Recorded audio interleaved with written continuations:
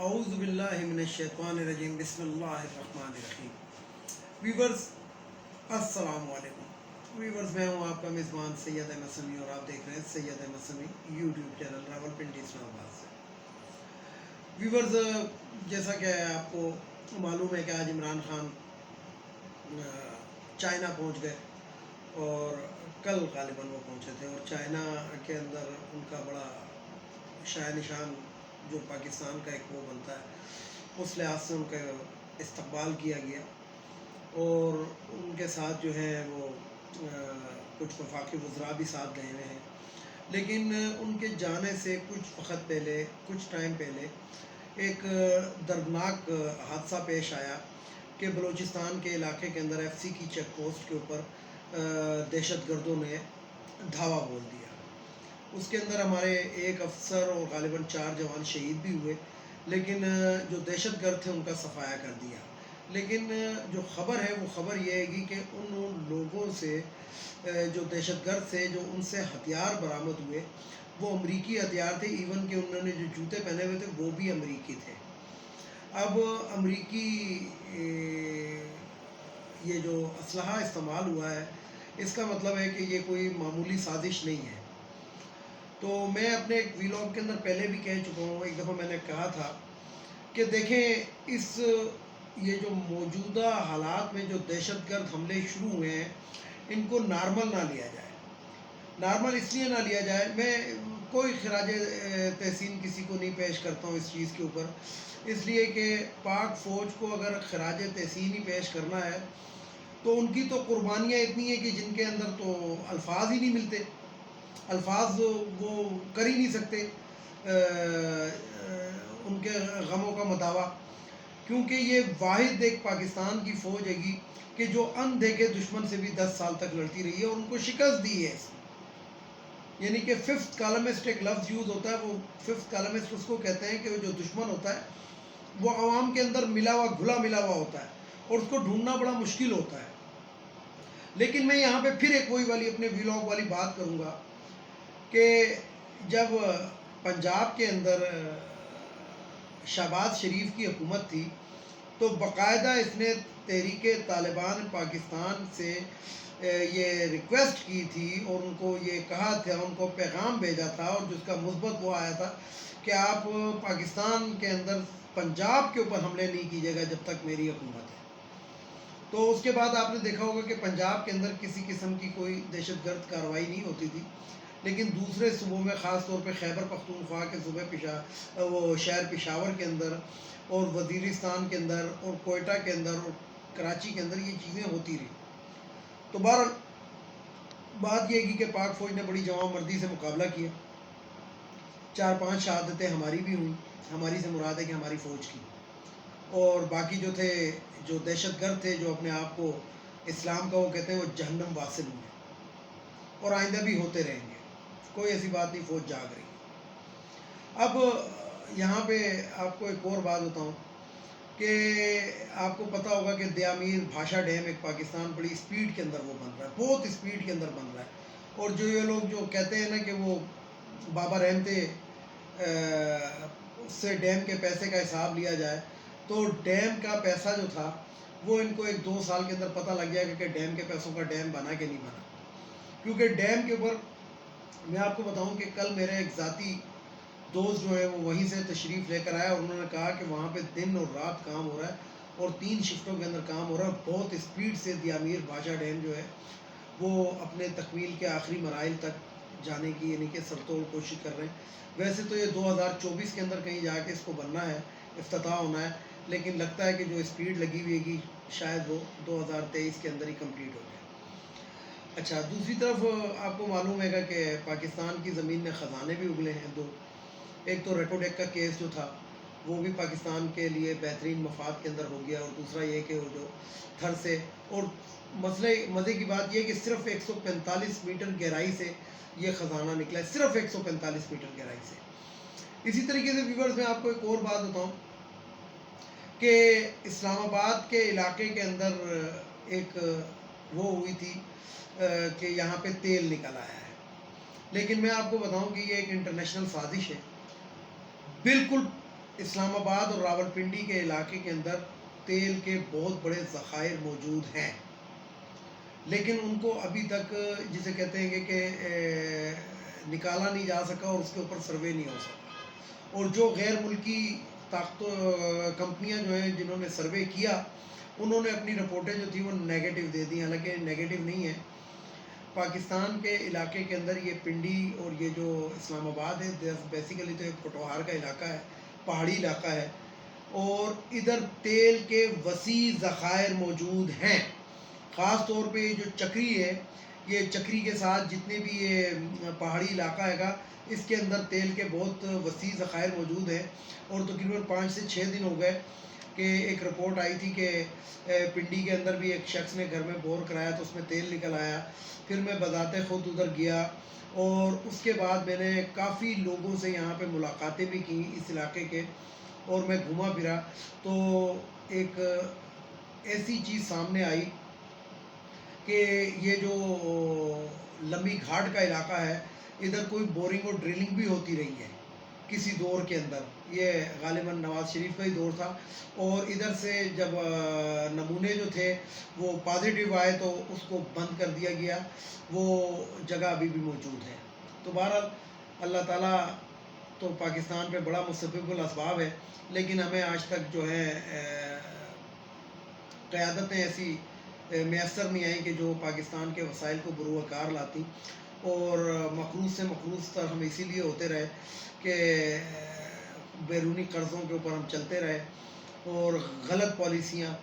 غلط طریقے سے ہم لوگ پیسہ حاصل کرتے رہے، اور اس کی وجہ یہ ہے کہ ایک جنریشن ایسی ڈیولپ ہو گئی پاکستان کے اندر کہ جنہوں نے رشوت کو ایک آسان ذریعہ آمدن سمجھا۔ اب آتے ہیں ذرا ایک اور جانب، وہ جانب یہ ہے کہ آج میں بتاؤں کہ پھر میں ایک جگہ پہ بیٹھا ہوا تھا تو ادھر جسٹس قاضی فائز عیسیٰ کے بارے میں لوگوں نے بڑی مجھ سے باتیں پوچھی، اور خود بھی وہ کر رہے تھے۔ تو میں تو برملا نام لے کے کہتا ہوں، اس لیے کہ میں نے اپنی ایک ویلاگ کے اندر کہا تھا کہ مجھے اس چیز سے ڈر نہیں لگتا، میں سچ بات کہوں گا اور میں کہتا رہوں گا، بھلے کوئی اس کو جو مرضی سمجھے۔ دیکھیں، ایک کرنل کی بیوی کا ایک واقعہ ہوا تھا، غالباً یہ ایبٹ آباد اور راولپنڈی کے موٹر وے کا کوئی اسی طرح کا کوئی جگہ تھی، یعنی کہ ایبٹ آباد کے قریب کی جگہ تھی۔ تو کرنل کی بیگم صاحبہ نے وہ موٹر وے پولیس کے ساتھ کوئی بدتمیزی کی تھی، تو جس کے اوپر حکومت نے بھی نوٹس لیا تھا، آرمی چیف نے بھی نوٹس لیا تھا، اور عدالتوں نے بھی نوٹس لیا تھا۔ تو جب کرنل کی بیگم نے جو مس بیہیو کیا تھا اس کا جواب کس سے طلب کیا گیا تھا؟ کرنل صاحب سے۔ کرنل صاحب کی پوسٹنگ بھی کر دی گئی تھی، تزلیلی بھی کر دی گئی تھی، اور جو جس پوسٹ پہ تھے اس پوسٹ سے بھی ہٹا دیا گیا تھا۔ تو اس جگہ کے اوپر ہماری عدالتوں کا یہ معیار تھا کہ بیوی جو ہے اس کے کرتوت کا جواب جو ہے وہ چھوڑ دے، لیکن جسٹس قاضی فائز عیسیٰ کے کیس کے اندر بیگم اور بچوں کے اثاثوں کا جواب دے جسٹس قاضی فائز عیسیٰ نہیں ہے۔ مسئلہ یہ ہے گا کہ دو چار وہ جو کل پرسوں جو بینر جو ہٹوائے اس شخص نے، دراصل بات یہ ہے کہ جھومتے ہوئے جا رہے تھے، یہ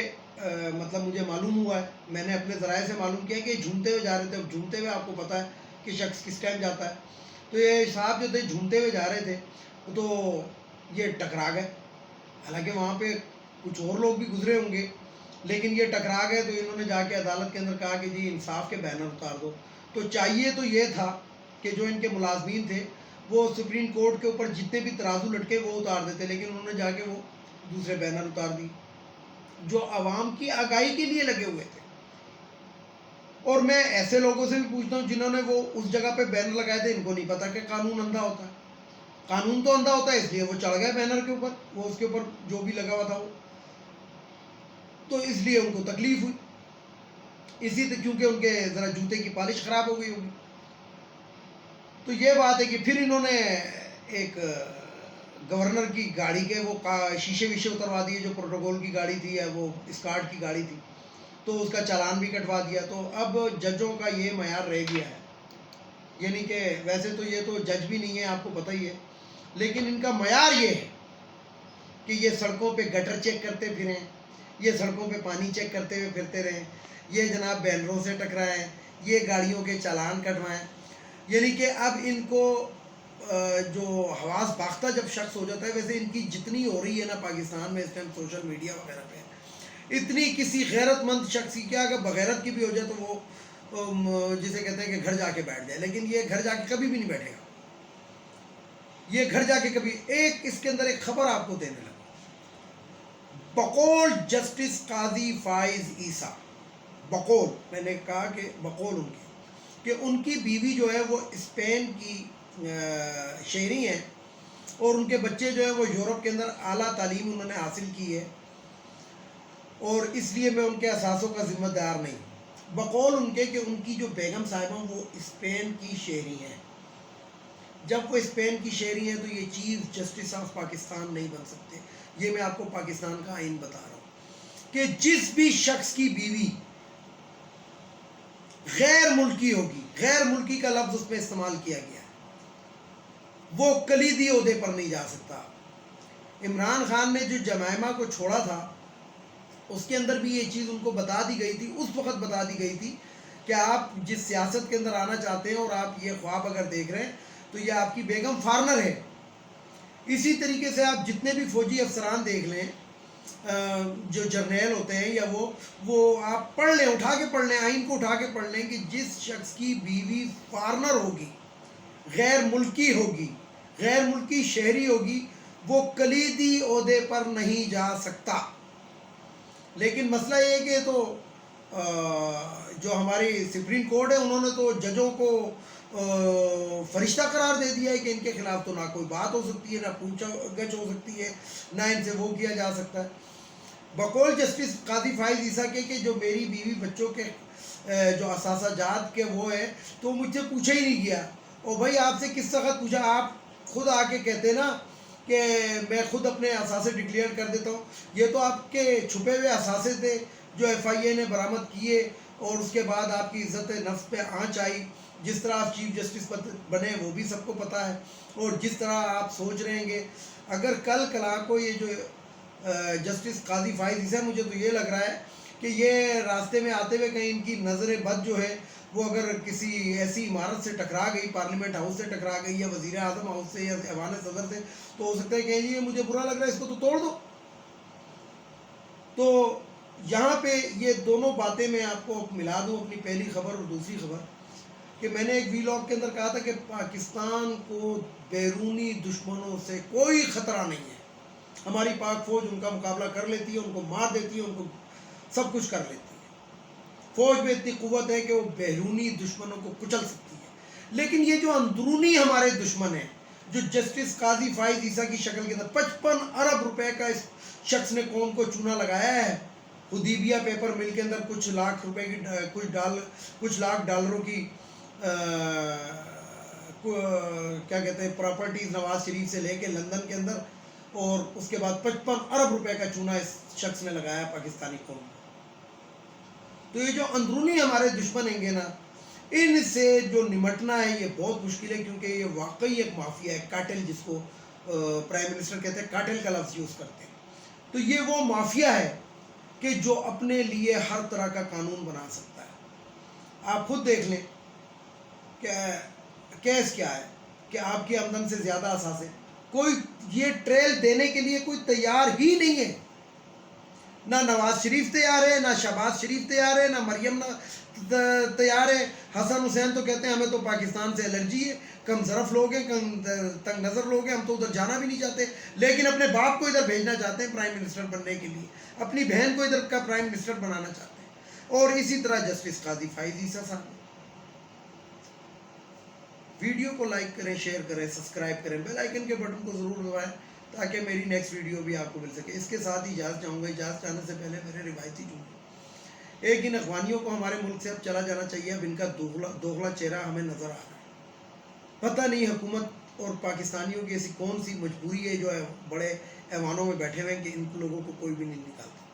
جب ان کے ملک کے اندر سب کچھ ہو گیا، امریکی فوجیں جا چکی ہیں، غیر ملکی فوجیں آئیں، ان کو اپنے ملک پہ جانا چاہیے۔ دوسرے نمبر پہ یہ جو ہماری خواتین کی مخصوص نشستیں، قومی اسمبلی، صوبائی اسمبلی، سینٹ، یہ ختم ہونی چاہیے۔ غریب ملک ہے، 40% ایکسٹرا تنخواہیں اور مراد یہ لے جاتی ہیں، جو مفت میں آ کے بیٹھی ہیں، جس میں مریم اورنگزیب کی طرح کی عورتیں۔ منظور نظر ہے یہ، میں پھر یہی کہوں گا۔ تیسرے نمبر پہ وہ جو بھگوڑا جو آئے دن تاریخیں دیتا تھا، اب تو تاریخوں سے بھی مکر گیا، تو ڈوب مرنے کا مقام ہے جو جائل سپورٹر ہیں ان کے لیے کہ وہ کیا کیا بہانے کر رہے ہیں، اب تو نظریں آنکھیں کھل جانی چاہیے۔ لیکن پھر وہی والی بات کہوں گا، شرم ان کو مگر نہیں آتی۔ اور سب سے آخر میں ہماری معزز عدلیہ، سپریم کورٹ آف پاکستان، وہ ججز جو عوام کے پیسوں کی تنخواہ لیتے ہیں، عوام کے ٹیکس کے پیسوں کی تنخواہ لیتے ہیں، مراعات لیتے ہیں، ان کی گاڑیوں میں پیٹرول عوام کے خون پسینے کا جل رہا ہے، اور وہ بیٹھ کے ایسی کرسیوں پہ اس طرح کے فیصلے دیتے ہیں اپنے کرپٹ جج کو بچانے کے لیے۔ تو ان کے لیے یہی کہوں گا، قالوا انا للہ و انا الیہ راجعون۔ عدلیہ سے گزارش ہے کہ اپنے کرپٹ ججز کو دیکھیں، ان کی بیویوں کے آنسوؤں کو نہ دیکھیں۔ اس کے ساتھ ہی اجازت چاہوں گا تمام دیکھنے والے سننے والوں کو۔ اللہ حافظ۔ اور آخر میں وہی نعرہ، پاکستان زندہ باد۔